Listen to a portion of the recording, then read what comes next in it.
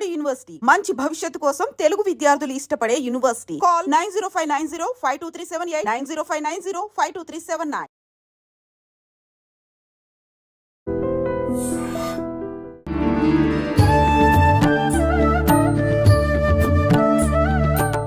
నమస్కారం, welcome to I dream. ధర్మ మార్గం విత్ విజిత కార్యక్రమానికి స్వాగతం. ప్రస్తుతం మనతో పాటు ఉన్నారు సమన్వయ సరస్వతి వాగ్దేవి పుత్రులు బ్రహ్మశ్రీ సామవేదం షణ్ముఖ శర్మ గురువుగారు. ఇప్పుడు గురుగారితో మాట్లాడి మరిన్ని విషయాలు తెలుసుకుందాం. మనకున్న సందేహాలన్నింటినీ కూడా నివృత్తి చేసుకునే ప్రయత్నం చేద్దాం. నమస్కారం గురుగారు. నమస్కారం అమ్మా. గురుగారు, శ్రీరామనవమి మనం ఇంతకు ముందు మాట్లాడుకున్న వీడియోలో కూడా ఉగాది నుంచి శ్రీరామనవమికి సంబంధించిన వసంత నవరాత్రులు కానివ్వండి, ఆ ఉత్సవాలన్నీ ప్రారంభమవుతాయని చెప్పి, అసలు శ్రీరామనవమి అనగానే మనం ఆ రోజున జరుపుకునేవి రాముడి పుట్టినరోజుగా జరుపుకుంటాము. ఆ రోజు వివాహం చాలా అట్టహాసంగా జరుపుకుంటాము. ఇంకొకటి పట్టాభిషేకము. అసలు జరుపుకోవాల్సింది ఏంటి? అసలు ఆ రోజు ప్రత్యేకత ఏంటి? బాగుందమ్మా. శ్రీరామనవమి ఒక మహావ్రత పర్వంగా మనకు శాస్త్రాల్లో వర్ణించి చెప్పారు. ఆ ధర్మశాస్త్రాల్లో ఉంది, అదేవిధంగా స్కాంద పురాణాదుల్లో ఉంది. రామాయణంలో రాముడు ఆవిర్భవించిన ఘట్టం మాత్రం ఉంది తప్ప నవమి వ్రత విధానం లేదు. అది ఇతర పురాణాల్లోంచి ధర్మశాస్త్రాల్లోంచి మనం తీసుకున్నాం. నవమి నాడు ఎలా చేయాలో కూడా శాస్త్ర విధి ఉంది. కొంతమంది రామోపాసకులు ఈ రోజున ఉపవాసం చేస్తారు, జాగరణ కూడా చేస్తారు. ఈ రెండు చేసి మరో రోజు పారణ చేయాలి. ఈ విధానం మన శాస్త్రం చెప్తుంది. అంతేకాదు రామ పూజ ఒకటి ముఖ్యం ఈరోజు. ఆ పూజ ఎలా చేయాలంటే బాలరాముని పూజించాలి అని ప్రధానంగా చెప్పారు. కౌసల్య దశరథులతో పాటు ఉన్నటువంటి రాముడు. ఒక గ్రంథంలో అయితే కౌసల్యాదేవి ఒడిలో ఉన్న రాముణ్ణి ఒక రూపుగా, వెండి రూపుగాను బంగారు రూపుగాను చేసి కలశం మీద పెట్టి ఆవాహన చేసి పూజించాలి అని చెప్పారు. బాలరాముని పూజ ఇది ప్రధానం. అయితే మన తెలుగునాట చేస్తున్న ఎక్కువ విధానం ఏంటంటే కళ్యాణం కూడా చేస్తారు. కానీ శ్రీరామ నవమికి కానీ సీతారామ కళ్యాణానికి సంబంధం లేదు.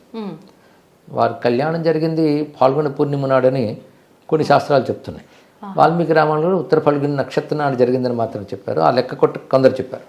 కొందరు ఆ ఉత్తర ఫల్గుని నక్షత్రం కూడా వైశాఖ మాసంలో పెళ్ళి అయింది అన్నారు. రెండు రకాల అభిప్రాయాలు ఉన్నాయి. కానీ నవమి నాడు మాత్రం పెళ్లి కాలేదు. కానీ మన ప్రాంతాలన్నింటిలో కూడా కళ్యాణం చాలా ప్రధానంగా చేస్తారు కనుక ఇది ఒక సంస్కృతిలో భాగంగా మనం చేస్తే తప్పులేదు. అది ముఖ్యంగా మన వైపే ఎక్కువ కనబడుతుంది. కొంత కర్ణాటకలో కనబడుతుంది, తమిళనాడులో ఏమో కనబడవచ్చు. తెలుగు వారికి సీతారామ కళ్యాణం, శ్రీరామనవమి రెండు ఏకకాలంలో గుర్తుకొస్తాయి. అయితే ఈ కళ్యాణం వెనకాల కథ ఏంటంటే, మనకు భద్రాచల క్షేత్రం చాలా పవిత్ర క్షేత్రం ఉన్నది. అక్కడ ఉత్సవాలు చేస్తారు, రాముడికి బ్రహ్మోత్సవాలు. అది ఈ రోజుతో ముగింపుకు వస్తాయి. ఎప్పుడైనా ఉత్సవం యజ్ఞం ముగింపుకు వచ్చినప్పుడు శాంతి కళ్యాణం చేస్తారు. అలా అక్కడ కళ్యాణం చేస్తారు. దాని ప్రభావం మన సంస్కృతి మీద ఉండి ఇది అంతా చేస్తున్నారు. మీరు ఇందాక చెప్పినట్టు వడపప్పు, పానకం, ఇది రామనవమి యొక్క ప్రత్యేకత. అంటే అక్కడ వాతావరణానికి తగ్గట్టుగా చల్లదనం కోసం చేస్తారు. ఒకటి ఇందులో విశేషం ఏంటంటే సీతారాములను ఒకటిగా చూడాలనే భావం అందులో ఉన్న గొప్పతనం. అంటే రాముడు అవతరించినప్పటికీ కూడా సీతమ్మ ప్రాధాన్యం కూడా రామావతారంలో ఉన్నది. సీత శక్తి ఆవిడ. అందుకు సీతమ్మతో రాముని ఉపాసించడమే చాలా విశేషమైన ఉపాసన. అందుకు రామనవమి నాడు పూజించేవారు కూడా సీతారాములుగా కూడా భావన చేయవచ్చు. రాముడు పుట్టినరోజు అయినప్పటికీ మనకు మాత్రం సీతా సమేతంగానే రాముడిని ఆరాధన చేస్తాం. ముఖ్యంగా తెలుగునాట పందిళ్లలో మనకు కనబడే మూర్తి కూడా మధ్యలో రాముడు ఉంటాడు, కుడివైపు లక్ష్మణస్వామి, ఎడంవైపు సీతమ్మ, అలాగే లక్ష్మణస్వామి చెంతన రాముడికి నమస్కరిస్తాం హనుమంతుడు. ఈ మూర్తి సాధారణంగా మనం అందరం పూజిస్తాం. ఆ మూర్తి చాలా విశేషమైనది. దక్షిణే లక్ష్మణో యస్య వామే చ జనకాత్మజ పురతో మారుతిరి యస్య తం వందే రఘునందనం అనే మాట ఆ ధ్యాన శ్లోకంలో మనకు కనబడుతుంది. ఆ మూర్తిని ఈరోజు అందరూ పూజ చేస్తారు. ఇది మనం చూస్తే ఒకవైపు శక్తి ఉంది, ఎడంవైపు స్వామి కుడివైపు భక్తి ఉంది. లక్ష్మణస్వామి భక్తుడే, హనుమంతుడు భక్తుడే, రెండు రకాల భక్తులు వాళ్ళు. కనుక కుడివైపు భక్తి, ఎడంవైపు శక్తి, రెండింటికి కేంద్రంగా రాముడు అని మనం ఆరాధన చేసుకుంటాం. ఇది చాలా మంచి భావన. ఆ స్వామిని మనం ఏ రూపంతోనైనా రామమూర్తిని రోజు ఆరాధించిన శ్రేష్టం. ఇది వ్రతదినం గనక. ముఖ్యంగా కొన్ని గ్రంథాల్లో ఏం చెప్పారంటే అయోధ్యలో రామచంద్రమూర్తిని ఈ రోజున ఆ జన్మభూమి ప్రాంతంలో దర్శించడం చాలా శ్రేష్టమని చెప్పారు. అందుకే ఇవాళ అంటే రామనవమి నాడు అయోధ్యలో చాలా విశేషమైన ఉత్సవం జరుగుతుంది. మీరు పరిశీలించితే మనం అయోధ్య వెళ్ళలేకపోయినా, సరయుని వెళ్ళలేకపోయినా మనస్సులో రెండింటిని స్మరించుకుని రామచంద్రమూర్తిని ఆరాధన చేయాలి. ఉపవాసాదులు చేయగలిగేవారు దాన్ని చేస్తారు.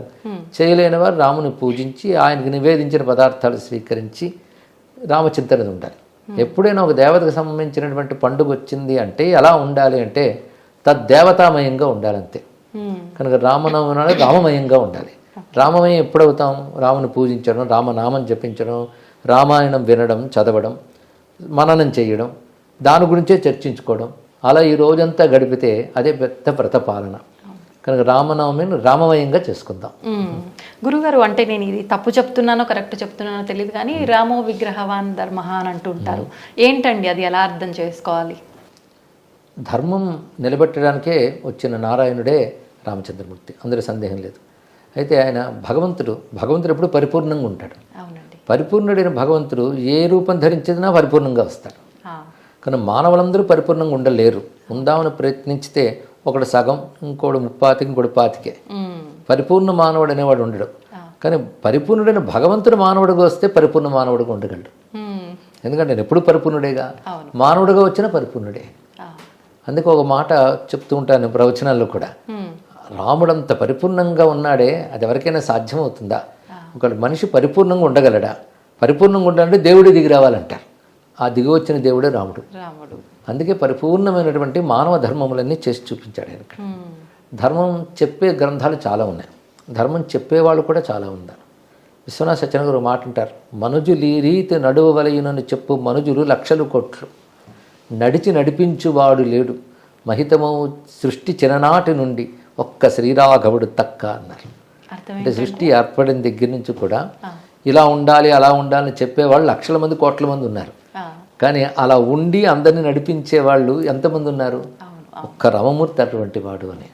అందుకే రాముడు ఏది చేసిన ధర్మమే అని, చెప్పింది ధర్మం, చేసింది ధర్మం, ధర్మమే చేస్తాడు ఆయన. అదే రామ అయనం, రాముడు నడిచే త్రోవ అంటే ధర్మమే, రామాయణం అంటేనే ధర్మం. అందుకే ధర్మం ఒక రూపం ధరిస్తే రాముడు. రామో విగ్రహవాన్ ధర్మ, ఈ వాక్యం అనేది మారీచుడు రావణుడితో బుద్ధి చెప్తూ, నేను రాముడిని చూశానయ్యా, రాముడు చిన్నప్పుడే నేను సుబాహుడితో కలిసి వెళ్ళి అక్కడ విశ్వామిత్ర యజ్ఞం భంగం చేద్దాం అనుకున్నాను, ఆయన కొట్టిన దెబ్బ గట్టిగా కొట్టాడు, అది ఇప్పటికీ మర్చిపోలేను, అలా కొట్టాడు. చిత్రం ఏంటంటే సుబాహుడిని తగలబెట్టాడు, నన్ను ఎగరగొట్టాడు, నన్ను చంపలేదు. అంటే ఆయన ఏదో ప్రణాళిక ఉంది ఆయన దగ్గర, కానీ ఆ దెబ్బ తట్టుకోలేకపోయాను. తర్వాత ఆయన వనవాసానికి వచ్చాడు. వనవాసానికి వచ్చినప్పుడు కూడా నేను ఆయన చూద్దామని వెళ్ళాను. అయితే అప్పుడు లేడి వేషం ధరించి వెళ్ళాడు ఆయన. అప్పుడు రాముడు బాణంతో దెబ్బ కొడతాడు, చచ్చేటట్టు కొట్టాడు, చావు దెబ్బ కొడతాడు. ఆ 2 దెబ్బలు అయిన తర్వాత నాకు అంతా రాముడే కనబడుతున్నాడు ఇప్పుడు. అప్పటి నుంచి నేను అన్ని మానేసి ఇక్కడ తాపస వృత్తిలో ఉండిపోయాను. రాముడు అంటే నాకు తెలుసు, రామో విగ్రహవాన్ ధర్మ అనే మాట మారీచుడు ఆ సందర్భంలో చెప్తాడు. చాలా విశేషమైన శబ్దం ఇది. అందులోనే మొత్తం రామాయణ రహస్యమంతా ఉంది. ధర్మం ఒక ఆకారం ధరిస్తే అదే రాముడు అని దీని యొక్క భావం. గురుగారు, మీరు చెప్పారు అంటే మానవ రూపంలో వచ్చిన దేవుడు మనందరికీ ఒక మార్గదర్శకంగా ఉండడానికి, మార్గంలో నడిపించడానికి. అంటే ఆయన దేవుడు అయినప్పటికీ ఆ అవతారం మానవుడిగా ఉన్నారు కాబట్టి మానవ రూపాన్ని మనం దేవుడిగా కొలవటం అనేది కరెక్టేనా? రాముడు మానవ రూపం ధరించాడు కానీ ఆయన సాక్షాత్ నారాయణుడు కదా. ఆయన దివ్యమంగళ విగ్రహంగానే ఉన్నాడు రాముడు. అప్పుడు రామాయణ కాలంలో హనుమంతుడు రాముని రూపాన్ని వర్ణిస్తాడు, అంటే యునీక్. రాముడు లాంటి వాడు ఆ కాలంలో మరొకడు లేడు. అంతే. అందుకే షణ్ణవత్యంగుళీ దేహ ఎప్పుమాన్ సదివో ఒక సహా అని మనకు సాముద్రిక శాస్త్రం మాట చెప్తాను. అంటే 96 అంగుళాలు ఉంటాడు రాముడు, అంటే 8 అడుగులు. అలాంటి స్వరూపం. పైగా ఆయన శరీర లక్షణమంతా, సాముద్రిక లక్షణమంతా హనుమంతుడు చెప్తాడు, సమవిభక్తాంగా, రెండేసి అవయవాలు సమంగా ఉంటాయని చెప్పుతూ నుదురు ఎంత వెడల్పు ఉంది, ఎలా ఉంది, ఈ లక్షణాలన్నీ వర్ణిస్తాడు. ఈ లక్షణాలు రాముడికి మాత్రం ఉన్నాయి, అందరికీ ఉన్నట్లయితే ప్రత్యేకించి వర్ణించనక్కర్లేదు కదా. ఈ లక్షణాలన్నీ మనం లెక్క కట్టి చూస్తే అది ఒక అద్భుతమైన పరమ పురుషుడికి ఉంటాయి. అలాంటి వారు అందరూ ఉండరు. అందుకే అది అవతారమూర్తి యొక్క లక్షణం అది. అందుకే రాముడిని అప్రాకృత దివ్యమంగళ విగ్రహ అంటారు. రాముడి కానీ కృష్ణుడు కానీ ఇద్దరిని. అంటే చూడ్డానికి మానవ రూపంలో కనబడుతున్నా వాళ్ళ దివ్యమంగళ విగ్రహం వారిది. అందుకే దేవతలు కూడా ధ్యానించే మూర్తి. దేవతలు మనుషులను ధ్యానించరు, ఎందుకంటే మనుషుల శరీరాలే రక్తమాంసాదులతో కూడి ఉంటాయి, వాళ్ళు వీటి వైపు రారు. కానీ వాళ్ళు కూడా ధ్యానించారంటే అలా కనబడుతున్నటువంటి ఒక అద్భుతమైన స్వరూపం ఆయన. అందుకే అవతార కాలంలో మానవుడైన, మనం పూజించే కాలంలో భగవంతుడైన. గురుగారు సీతారాముల్ని ఆదర్శంగా తీసుకోవాలి దంపతులు అందరూ కూడా అని చెప్పంటారు. ఎవరైనా ఆశీర్వదించినా కూడా సీతారాముల్లాగా కలకాలం చక్కగా ఉండండి అమ్మా అని చెప్పి ఆశీర్వదిస్తూ ఉంటారు. అసలు అంటే కొంతమంది అంటూ ఉంటారు, మూర్ఖంగా మాట్లాడే వాళ్ళని చెప్పొచ్చు, ఏ రకంగా వాళ్ళిద్దరిని ఆదర్శంగా తీసుకోవాలి. భార్యాభర్తలు అని అంటే ఒకరికొకరు చేదోడు వాదోడుగా ప్రతి ఒక్క దాంట్లో కూడా సలహాలు ఇచ్చే విషయం కానీ, ప్రతి ఒక్క విషయంలో సహాయం చేసే విషయం కానీ ఒకరికొకరు తోడుగా ఉండాలి.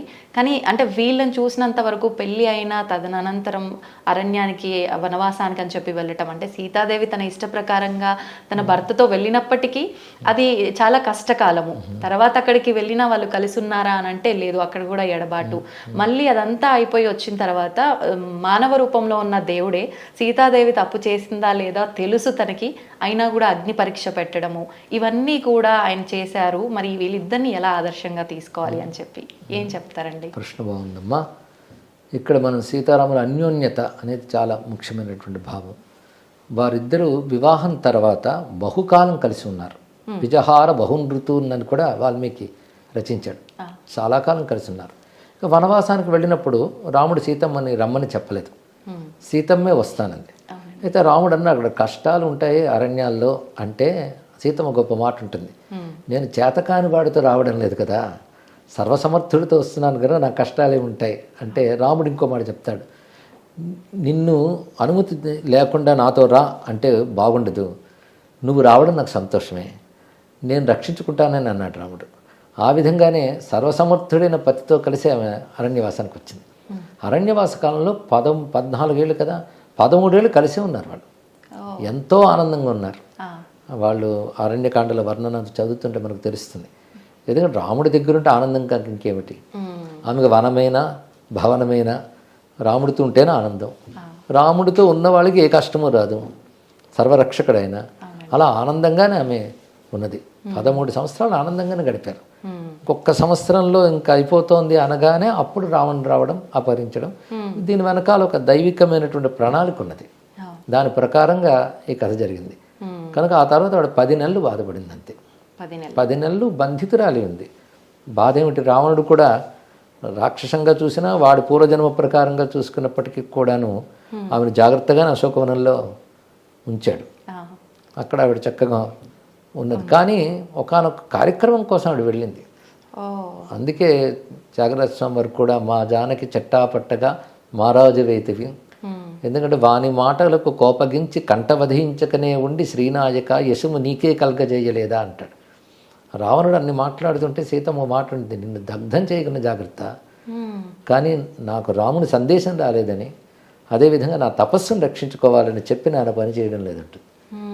సీతమ్మ ధైర్యంగా మాట్లాడుతుంది, రావణుడే భయపడతాడు. ఎందుకంటే ధర్మం ధైర్యాన్ని ఇస్తుంది. సీతమ్మ వెనకాలన్నది ధర్మం, అది ధైర్యాన్ని ఇచ్చింది. రెండవది రామస్మరణ చేస్తూ ఒక తపస్సులా తీసుకున్నది. అలా ఉన్నది. అది దుష్ట సంహారం కోసం ఒక ప్రణాళికలో భాగంగానే వెళ్ళింది ఆ తల్లి. అందుకే 1 సంవత్సర కాలం అది. తర్వాత రామునితోనే ఉన్నది. అయితే ఇక అగ్ని పరీక్ష అంటారే, అది అగ్ని పరీక్ష కదా, అగ్నికి పరీక్ష అని చెప్పచ్చు. ఉదాహరణకు అక్కడ రామచంద్రమూర్తి ఆమెను అగ్ని పరీక్ష చెయ్యమనడు. అది ముఖ్యంగా రామాయణం చూస్తే మనకు తెలుస్తుంది. ఆ సమయంలో సీతమ్మ వచ్చినప్పుడు అందరూ దూరం వెళ్ళిపోతారు. రాముడు అంటాడు ఎవరూ దూరం వెళ్ళదు, అక్కడే ఉండండి అంటాడు. అంటే ఇప్పుడు మా ఇద్దరి మధ్య జరిగే సంభాషణ మీ అందరికీ తెలియాలి అనే ఉద్దేశంతో చెప్తాడు. చెప్పినప్పుడు ఒక మాట అంటాడు సీతమ్మతో, నేత్రరోగికి దీపం వలె నువ్వు ప్రతికూలురాలివి అన్నాడు. ఎందుకంటే ఇన్నాళ్ళు అసురుని యొక్క చర్యలో ఉన్నటువంటి దానవు నువ్వు వచ్చేవంటే ఇది లోకాపవాద భీతి అని ఉంటుంది. సత్పురుషులకు అది ఒకటి ఉంటుంది, లోకంలో అపవాదం రాకుండా జాగ్రత్త పడాలి. పైగా ఆ మాట అంత చక్కగా అంటే నేత్రరోగికి దీపం వలె అన్నాడు. అంటే దీపంలో ఏం దోషం లేదు, చూసే కంటిలో దోషం, కనుక నీలో ఏ దోషం లేదు. కానీ పాలకుడైనటువంటి వాడు ప్రజలకి వ్యక్తిగత జీవితాన్ని కూడా ఆదర్శంగా చూపించాలి అనేటటువంటి ఒక న్యాయం ఉన్న రోజులు ఇవి. అప్పటి స్మృతి ప్రకారంగా కానీ పాలకుడి వ్యక్తిగత జీవితం కూడా ప్రజలకు జవాబుదారి. అందుకే ఎటువంటి కల్మషం లేదు అని రుజువు చేయడం కోసం ఆయన ప్రతికూలురాలివి కనుక ఇప్పుడు నేను పౌరుషంతో రాక్షసుడిని సంహరించి నేను విడిపించాను, అక్కడితో నా పని అయిపోయింది, తర్వాత నీ ఇష్టమనే అంటాడు. అప్పుడు సీతమ్మ తనంత తానే వాళ్ళకి చెప్పి, అంటే లక్ష్మణస్వామి హనుమంతుడికి చెప్పి చితి రగుల్చుకొని అగ్ని చుట్టూ ప్రదక్షిణ చేసి వెళుతుంది. రాముడికి తెలుసు అగ్ని సీతమ్మనేమి చేయలేదని. ఎందుకంటే మారీచుడికి తెలుసు, హనుమంతుడికి తెలుసు. మొత్తం లంక దహనమైనప్పుడు సీతమ్మన చోటు దహనం కాదు. అప్పుడు హనుమంతుడు ఒక మాట అంటాడు, నాగ్ని రగ్నవు ప్రవర్తతే అని. అగ్నినేమి చేయలేదు కదా అని భావం. అదేవిధంగా మారీచుడు రావణాసురుడు చెప్తాడు, సీత ఒక మహాగ్ని, దగ్గరికి వెళ్ళావా దగ్ధమవుతావు జాగ్రత్త. మారీచుడికి హనుమంతుడికి తెలిసినప్పుడు రాముడికి తెలియదా? అందులో పంచభూత దేవతాశక్తులు ప్రత్యక్షమయ్యే కాలం అది. అందుకే అగ్నిహోత్రంలోకి వెళ్ళలేని వెంటనే మళ్ళీ అగ్నిదేవుడు వచ్చి రాముడికి సమర్పించేస్తాడు, దోషరహితురాలని చెప్తాడు. అప్పుడు రాముడు ఒక మాట అంటాడు, నాకు ఆ విషయం తెలుసు, కానీ లోకానికి అది రుజువు చేసి నేను అయోధ్యకి వెళ్ళాలి కనుక పని చేశానని చెప్తాడు. అక్కడ ఒక మాట అంటాడు రాముడు, అనన్యాహి మయా సీత భాస్కరేణ ప్రభాయత. సూర్యుడికి కాంతి ఎలాగో నాకు సీత అలాగా అన్నాడు. అన్యోన్య దాంపత్యం గురించి ఇంతకంటే గొప్ప మాట ప్రపంచ వాంగ్మయంలో లేదమ్మా.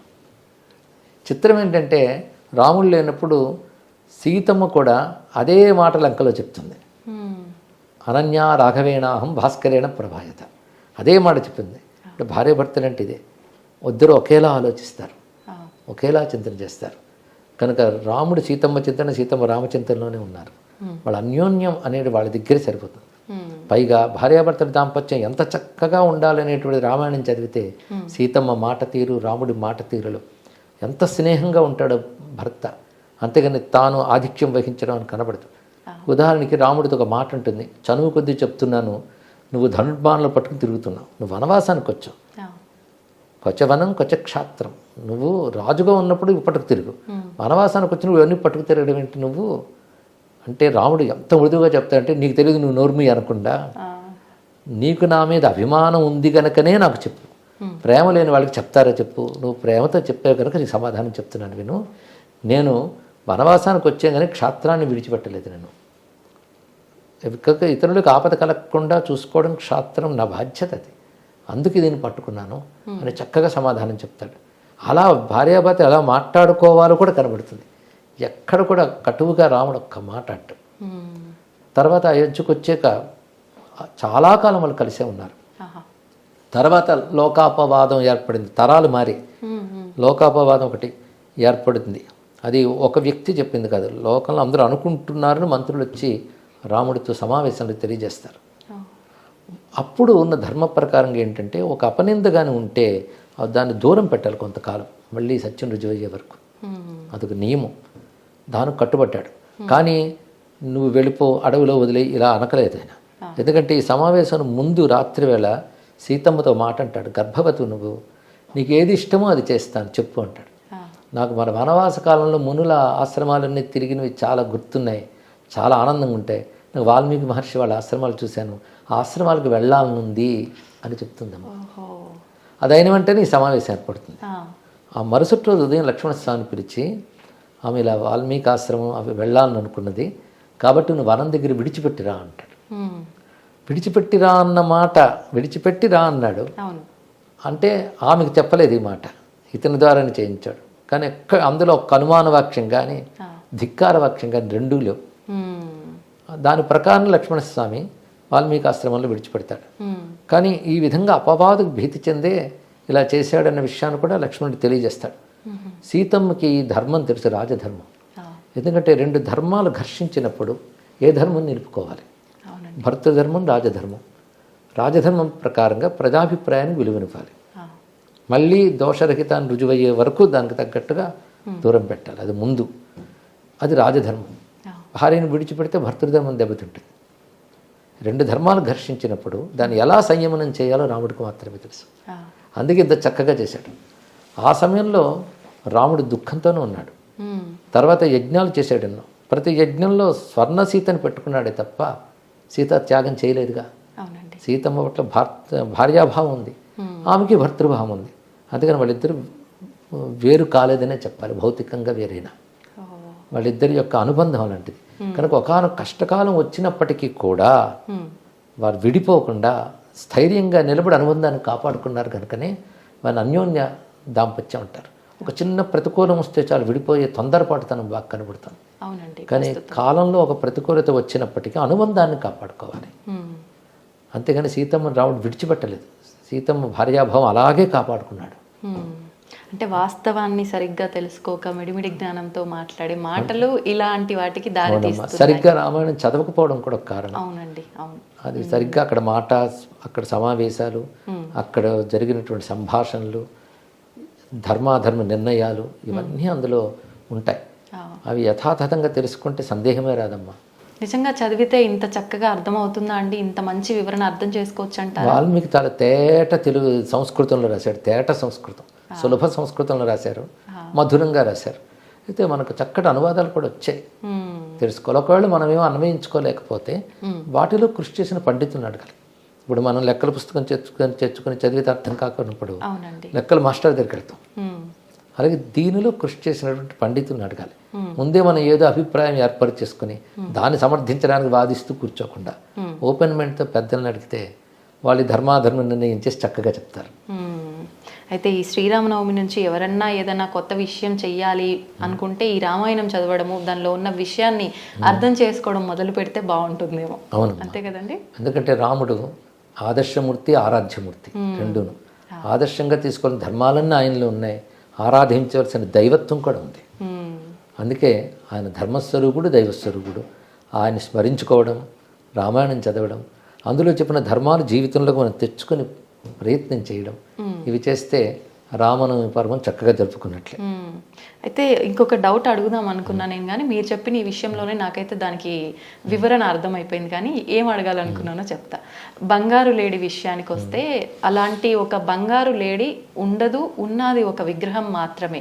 అది పరిగెత్తి జీవం ఉన్నదానిలాగా వెళ్ళదు అన్న విషయం సామాన్యులకే అర్థమవుతుంది.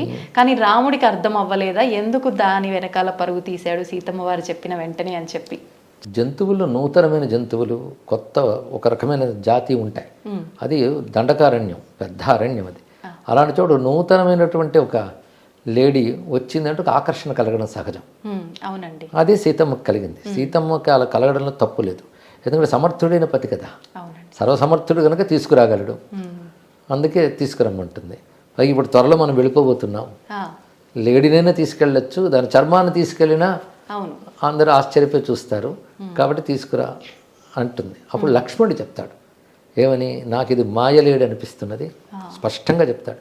మారీచుడు అంటే వేషాలు వేసి తిరుగుతుంటాడు అని నాకు తెలుసుకున్నాను, వాడే అయ్యుంటాడు అంటే రాముడు గొప్ప మాట అంటాడు. నిజంగా లేడీ అయితే నేను తీసుకొస్తాను, ఒకవేళ రాక్షసమై అయితే దాన్ని ఛేదిస్తాను, అది ఛేదించాలి. కానీ రెండుతో ఏదైనా నేను చేయాలి కనుక నేను వెళతాను, జాగ్రత్తగా కూర్చో అన్నాడు. కనుక రాముడు ఏమీ పొరపాటు పడలేదు, స్పష్టంగా రాక్షసమై అయితే ఛేదిస్తాను, లేడైతే తీసుకొస్తాను అనుకునే బయలుదేరి వెళ్ళాడు. సీతమ్మ ఆకర్షణ పడ్డంలో తప్పేం లేదు, అడిగినది అంతే. అయితే అక్కడ ఘటన వెనకాల కారణం చాలా ఉన్నాయి అనుకోండి. అయితే లక్ష్మణస్వామిని కాపలా పట్టి వెళ్ళాడు, వదిలి వెళ్ళిపోలేదు కదా. తర్వాత ఆయన కాపలాను కూడా ఆవిడ అక్కడ ఉండనివ్వకుండా మాట్లాడింది. ఆ తర్వాత కథ అంతా మరోవైపు దారితీసింది. కానీ ఆ సమయంలో సీతమ్మది కానీ రాముడిది కానీ ఇద్దరిది తప్పేం లేదు. ఓకే. అయితే రావణుని విషయానికి వస్తే ఎవరి ధర్మం వాళ్ళు నిర్వర్తించాలి అంటారు. రావణుడు రాక్షసుడు అన్న విషయం తెలిసిందే. మరి రాక్షస ధర్మం అనేది తను పాటించాడేమో, తనని మనం దుర్మార్గుడుగా చూడటం కరెక్టేనా? ధర్మం అనేది రాక్షసులకు ఒకటి, దేవతలకు ఒకటి, మానవులకు ఒకటి ఉండదమ్మా. ధర్మం ధర్మమే. ధర్మంలో పరస్త్రీని చెరబెట్టడం అనేది ఎవరికైనా అధర్మమే, అది ఎవడు చేసినా తప్పే. ఎందుకంటే రాక్షసులు అనగానే వాళ్ళు అధర్మాలు చేస్తూ తిరుగుతున్న జాతి అనడానికి లేదు. రాక్షస జాతి చాలా గొప్పది. మరి బలిచక్రవర్తి చాలా గొప్పవాడే, ప్రహ్లాదుడు చాలా గొప్పవాడే. కనుక రాక్షసులు కూడా ధర్మాన్ని పాటించాలి. పరస్త్రీని అపహరించడం ఏ ధర్మంలోనైనా తప్పే, అది రాక్షసులకైనా దేవతలకైనా. ధర్మం మాత్రం ఒకటే, దేవధర్మం రాక్షస ధర్మం ఉండదు. అందుకే రాక్షసుల్లోనే గొప్పవారైనటువంటి వాళ్ళు రావణుడితో చెప్తారు, ఇన్ని చదివిన వాడివి పరస్త్రీని అపహరించడం తప్పని తెలీదా, తప్పు కదా అని రాక్షసులే చెప్తారు. అందులో విభీషణుడు రాక్షసుడేగా. అలాగే మాల్యవంతుడు తాతగారు అవుతారు ఈయనకి, అమ్మ తరపు నుంచి. అలాంటి వాళ్ళే చెప్పారు నువ్వు చేసిన తప్పు అని చెప్పారు ఇక్కడ. కనుక రాక్షస ధర్మం కూడా కాదు, అది పూర్తిగా అధర్మం. అది తెలియక కొంతమంది రాక్షస ధర్మం ఆయన చేసాడు అంటుంటారు, తెలియక. ధర్మం అంటే స్వభావం ఒకటి అర్థం ఉంది, ధర్మం అంటే సత్కర్మ శాస్త్రము రెండు ఉన్నాయి. కనుక రాక్షస స్వభావం అని చెప్పి సమర్థించడానికి లేదమ్మా, అది రాక్షస స్వభావం కూడా కాదు అది. పైగా వాడు నాగరికుడే, తపస్వే. హనుమంతుడు కూడా చెప్తాడు, ఇంత తపస్సు చేసి ఇంద్రియాలను గ్రహించావు, ఒక్క చిన్న విషయం నీకు తెలియదా, ఇంతకాలం నువ్వు చేసిందంతా మొత్తం పోయింది కదా, నువ్వు తపస్సు లాంటివి చేసిన ధర్మముల ఫలితం సుఖం అనుభవించడం, అది అయిపోయింది. నువ్వు చేసిన అధర్మాల ఫలితం ప్రారంభమైంది ఇప్పుడు అని చెప్తాడు హనుమంతుడు.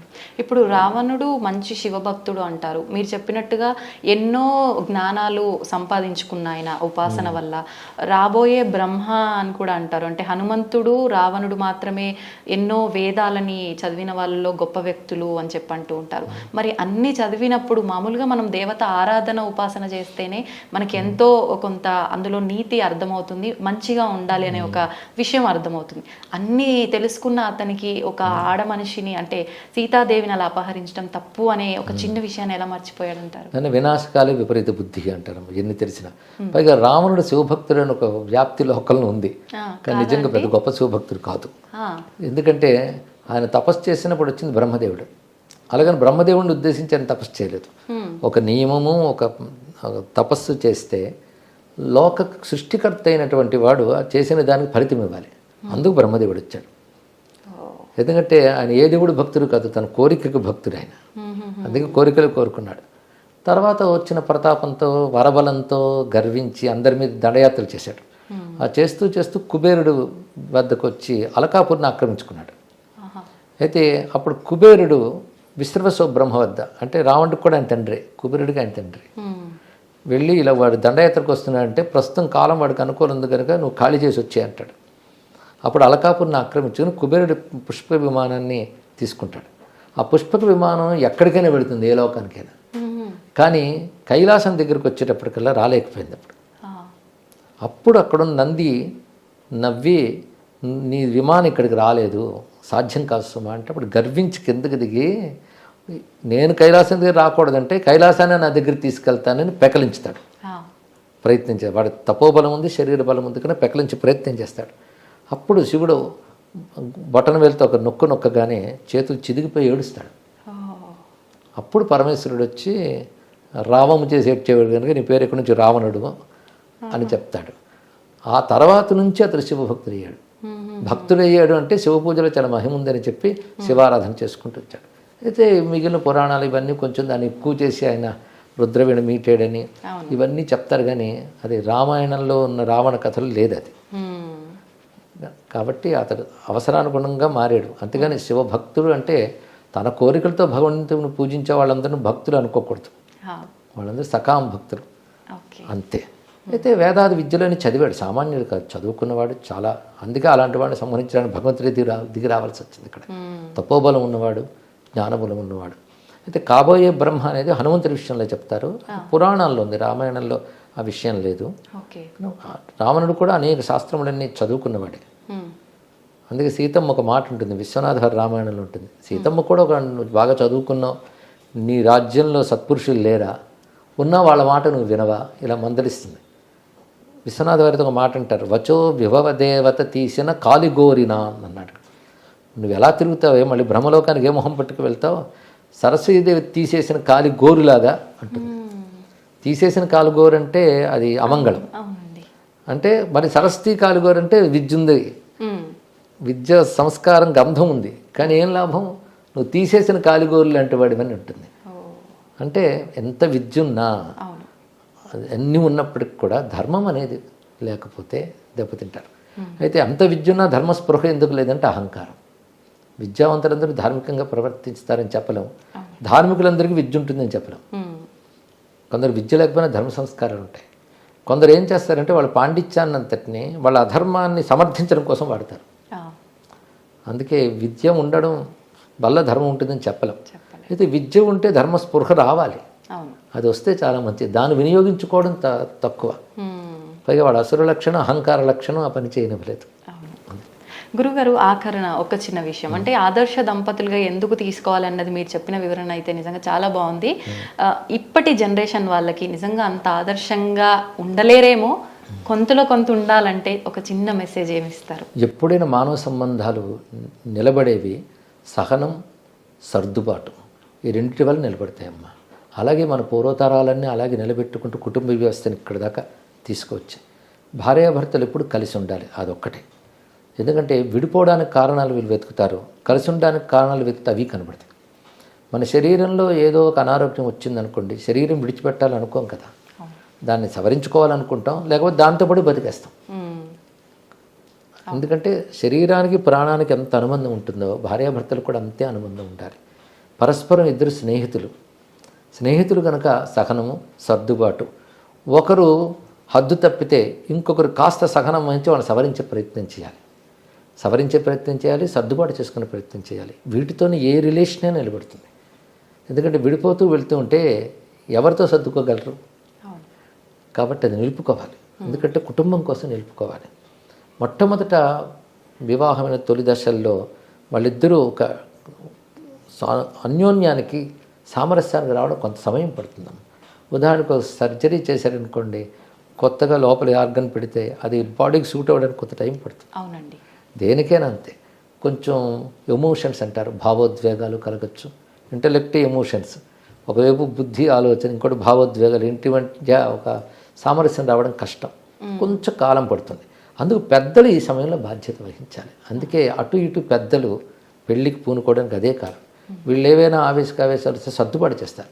భర్త మీద అలిగి ఇప్పుడు పుట్టింటికి వస్తే నీవు అత్తింట్లే ముఖ్యం అక్కడే అని చెప్పేవాడు పూర్వం. ఎందుకు ఇవన్నీ అంటే రిలేషన్ నిలపడం కోసం చేసిన ప్రయత్నాలు. ఇప్పుడు ఆ రిలేషన్ నిలపాలనే ప్రయత్నం పెద్దవాళ్ళలోనూ కొరబడుతుంది. వీళ్ళు తొందరపాటే, వాళ్ళు తొందరపాటు. ఏదైనా ఇబ్బంది వచ్చిందంటే అక్కడికన్నా ఇక్కడే ప్రశాంతంగా ఉంటావు, వదిలేసి వచ్చేయనేటట్టుగానే ఉన్నాయి పెద్దవాళ్ళ మాటలు కూడా. అవునమ్మా. సుఖంగా బ్రతకడం కంటే ధర్మంగా బ్రతకడం గొప్పది. అది నేర్పాలి. కాస్త సహించేన కష్టాన్ని ఓర్చుకునైనా ధర్మాన్ని కాపాడుకుంటే ధర్మం ఎప్పుడైనా మనల్ని కాపాడుతుంది. అలా ధర్మం బేస్డ్గా రిలేషన్స్ ఉండాలి. అంతేగాని మనం మనస్సు చెప్పినట్టు అనుబంధాలు ఉండకూడదు, ధర్మం చెప్పినట్టు అనుబంధాలు ఉండాలి. భావోద్వేగాలు అనుబంధాలు నిర్ణయించకూడదు, ధర్మం నిర్ణయించాలి. అలా ధర్మబంధమైన అనుబంధాల గురించి చెప్పే కనుకనే రామాయణం లాంటి గ్రంథాలు మనకు నిలబడిపోయాయి.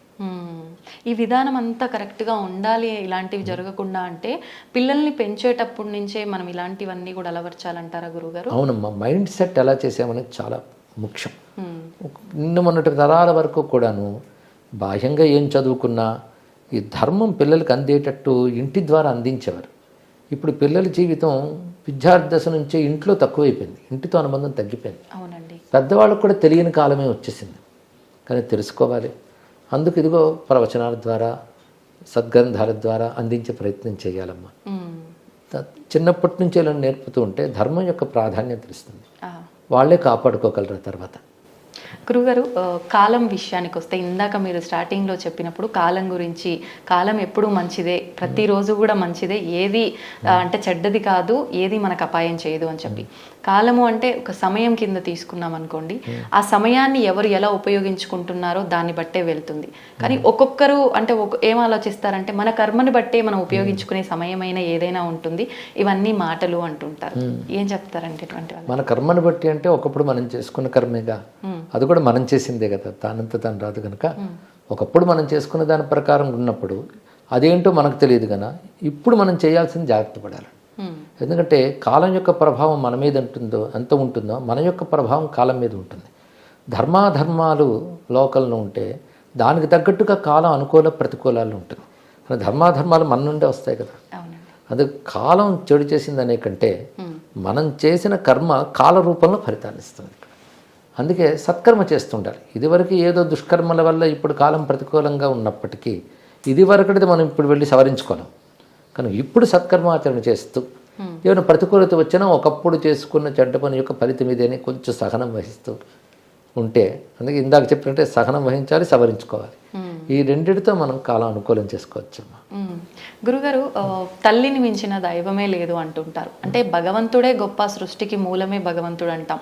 మరి భగవంతుడి కన్నా కూడా తల్లి గొప్ప అని ఎలా అర్థం చేసుకోవచ్చు అంటారు? అంటే భగవంతుడు సర్వవ్యాపుని పరమాత్మైనా ప్రత్యక్షం కాదు కదా.